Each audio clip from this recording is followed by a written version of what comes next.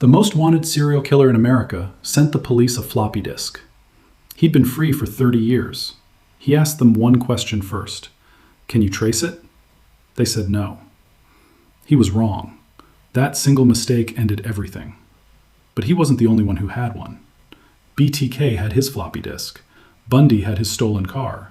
Gacy had his smell. Dahmer had his victim, who walked out the front door in handcuffs. And the police brought him back. These men were careful, patient, some of them genuinely brilliant. None of it mattered, because each of them had one need they couldn't control, and that need destroyed them. This is how every serial killer was finally caught. He wrote to the police and asked them one question. Can a floppy disk be traced? They wrote back, no. He believed them. That was the last mistake he ever made. His name was Dennis Rader. He'd been killing since 1974, 10 people across Wichita, Kansas. He signed his letters BTK, bind, torture, kill. He sent them to newspapers, to police, detailed, taunting, written in a clipped clinical style that made investigators' skin crawl. Then, in 1991, he went silent. For 13 years, Wichita wondered if he was dead. He wasn't. He was a church president, a code enforcement officer, a grandfather. He was sitting in the same city, living a normal life, and he had simply gotten bored of being invisible. In 2004, he started writing again. Over the next year, Rader sent 17 communications, letters, packages, a postcard. In December 2004, he mailed a cereal box to a local TV station. Inside, a victim's jewelry, a bound doll, a hand-drawn map of a murder site. He was enjoying himself. He wanted credit. He needed the world to know he was still out there. That need was the crack. In early 2005, he sent a floppy disk. On the disk was a deleted Word document. Investigators ran a metadata recovery tool, standard procedure, nothing exotic. The document had last been modified by someone named Dennis. The registered organization, Christ Lutheran Church. They Googled it. Dennis Rader was the president of Christ Lutheran Church in Wichita, Kansas. On February 25, 2005, they pulled over his car. He was arrested without resistance. He seemed almost relieved. At sentencing, he spoke for nearly an hour, categorized his victims, used the same clinical language from his letters. When the judge handed down 10 consecutive life terms, Rader nodded, like a man reviewing work he'd already graded himself. He'd spent 3 decades outwitting everyone. In the end, he outwitted himself. The need that caught him wasn't violence, it was recognition. He needed to be known. And that need was louder than 30 years of caution. After his second escape, Ted Bundy had everything he needed to disappear. New city, new name, cash, no one looking for him in Florida yet. He could have stopped. He had every reason to stop. He lasted 12 days. On the night of January 15, 1978, Bundy broke into the Chi Omega sorority house at Florida State University. He'd driven a stolen car across 3 states to get there. There was no plan, no target, no reason beyond the one he couldn't name and couldn't silence. He beat 4 women with a log, strangled 2 of them, bit one so deeply that dental impressions would later convict him. Then he got back in the car and kept moving. That was the pattern. It had always been the pattern. 2 prison escapes, 5 states, changed appearance, changed names. He was genuinely brilliant at survival, except for the one thing that made survival impossible. He couldn't stop. Valentine's Day, 1978, Pensacola, Florida. Quiet street, slow shift. Officer David Lee noticed a Volkswagen Beetle moving with its lights off. He ran the plate. Stolen. When Lee approached, the driver bolted. Lee caught him. Short struggle, cuffs. The man gave a fake name. It took another day to confirm who was actually in that jail cell. Theodore Robert Bundy, escaped prisoner, a man who had murdered somewhere between 30 and 36 women across 5 states. He had been safe in Florida.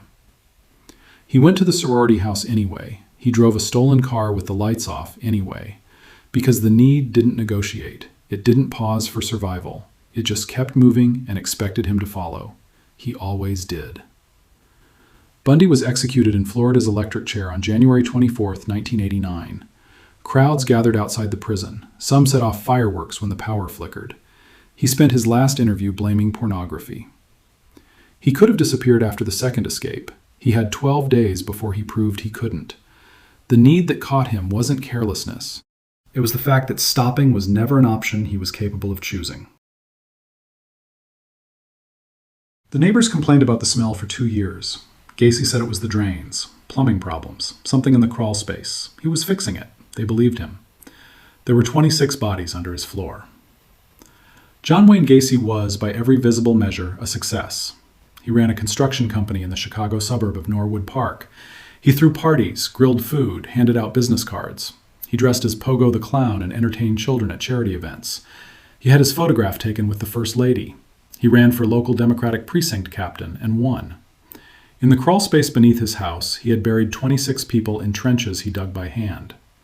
The investigation started not because of the smell, but because of a 15-year-old boy named Robert Piest. On December 11, 1978, Piest told his mother he was going to talk to a contractor about a summer job. He never came home. The last contractor he'd spoken to was Gacy. Detective Joe Kozenzak ran a background check. Gacy had a prior conviction for sexually assaulting a teenage employee in Iowa, a fact that should have ended his construction license and didn't. Kozenzak pressed for a search warrant. When investigators entered the house, the smell hit them before they reached the crawl space. 26 bodies, 3 more in the Des Plaines River. Gacy had run out of room. At trial, he blamed an alternate personality, blamed his employees, blamed the victims for coming to his house, said the bodies must have been planted while he wasn't looking. On death row, he painted. Clowns, mostly, self-portraits. His paintings sold.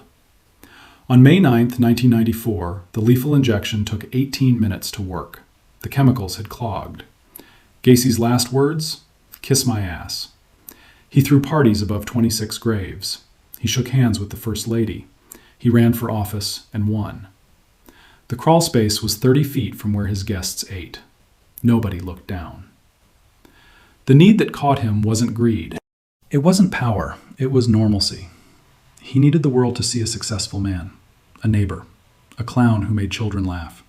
That performance, maintained at any cost, above any evidence, was the thing he couldn't give up.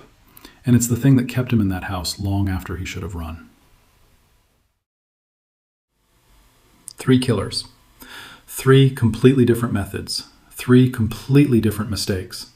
One sent a disc he thought was untraceable. One drove a car he thought nobody would notice. One explained a smell for 2 years. Different men, different cities, different decades, same result. Because it was never about the method, it was about the need. And the need always wins. Dave Toschi spent 11 years on this case. He was the best homicide detective in San Francisco. Sharp dresser, methodical, the kind of investigator other detectives studied. He worked the Zodiac file longer than anyone. He chased every lead, decoded every cipher, interviewed every suspect. He never found him. When Toschi retired in 1987, the case was still open. When he died in 2018, the case was still open. He spent the last decade of his life giving interviews, answering the same questions, staring at the same photographs. The Zodiac murdered at least 5 people in Northern California between 1968 and 1969. He wrote letters, detailed, taunting, sometimes in cipher. He called tips in to the police himself. He mailed pieces of victims' clothing as proof. He made it a game. But here's the difference between him and every other killer in this video. He never needed to win it. Rader needed recognition. Bundy needed movement. Gacy needed to look normal. Zodiac needed nothing. No arrogance that made him send 1 letter too many. No compulsion that made him take 1 risk too far. No hunger that overrode his caution at the wrong moment. He used payphones. He wore gloves. He chose locations with multiple exit routes. He varied his methods. He stopped writing in 1974 and was never credibly identified again. 3 men were seriously named as suspects over 50 years. None were charged. Dave Toschi kept a copy of every Zodiac letter in his desk until the day he retired. He took them home when he left. Some needs keep the hunter going long after the hunted has stopped. The Zodiac's file is still open. Toschi's desk is empty. Los Angeles, 1977. 10 women dead in 4 months, bodies left on hillsides above the city, displayed almost, like a message nobody could read. Investigators had almost nothing, a partial fiber, a vague profile, a city of millions. The murders stopped in February 1978. No arrest, no explanation, just silence. Kenneth Bianchi thought that meant it was over, that he'd gotten away with it, that a clean break and a new city would close the door on everything that had happened in Los Angeles. So he moved to Bellingham, Washington, population 45,000, one police department, no unsolved strangulation cases, nobody who knew his name. He thought starting over meant starting clean. He was wrong. In January 1979, 2 college students, Karen Mandick and Diane Wilder, were found strangled in a car. Bellingham had never seen anything like it. When a single witness remembered that a security guard had asked about house-sitting jobs near the victim's address, investigators pulled the name. Kenneth Bianchi, transplant from Los Angeles, moved 9 months ago. Bellingham detectives called Los Angeles. What unraveled was a 2-year partnership. Bianchi and his cousin Angelo Buono had spent 4 months kidnapping, torturing, and strangling women across the city. They operated together, covered each other. In Los Angeles, a city of millions, a department stretched thin, a file that grew cold, that had been enough. In Bellingham, Bianchi was alone. And a small department with fresh eyes doesn't have the luxury of old assumptions. Bianchi tried to fake multiple personality disorder, coached by a self-help book. A psychiatrist dismantled it in court by pointing out that his alter ego only knew things Bianchi himself knew. Both were sentenced to life. The Los Angeles murders were never solved from the inside. They were solved because Bianchi needed to believe he could outrun what he'd done. He couldn't.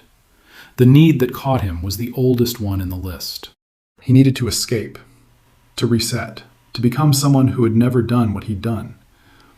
But you can't move to a new city and leave yourself behind. The file follows. It always follows. A 14-year-old boy escaped, bleeding, disoriented, no clothes, handcuffs still on his wrists. He made it to the street. 2 police officers arrived, and then they gave him back. His name was Conorak Synthesomphone. He was 14 years old. On the night of May 27, 1991, neighbors had called 911 about a naked teenager stumbling outside an apartment building in Milwaukee. Jeffrey Dahmer arrived shortly after the officers. Calm, well-dressed. He explained that the boy was his 19-year-old boyfriend. They'd had an argument. He'd had too much to drink. He was apologetic, cooperative. He invited the officers upstairs to see the apartment. They followed him up. They did not notice the smell. They did not check the bedroom, where the body of Dahmer's most recent victim was decomposing behind a closed door. One officer later joked about the call on police radio. The punchline was about being careful around the weirdos. The officers left. Dahmer took Conorak back inside. He killed him that night. Dahmer killed 8 more people after that evening. He was finally arrested on July 22, 1991, when Tracy Edwards, handcuffed, terrified, bleeding, managed to flag down a patrol car on North 25th Street. This time, the officers followed him back. This time, they opened the refrigerator. Inside was a human head. The search turned up 4 more severed heads, 7 skulls, 2 human hearts, a torso, photographs. Dahmer had documented everything. 15 consecutive life terms. In November 1994, a fellow prisoner beat him to death with a metal bar in the prison gym. The 2 officers who returned Conorak Synthesomphone to Jeffrey Dahmer were fired. They appealed. An arbitrator ruled the firing was too severe. They were reinstated.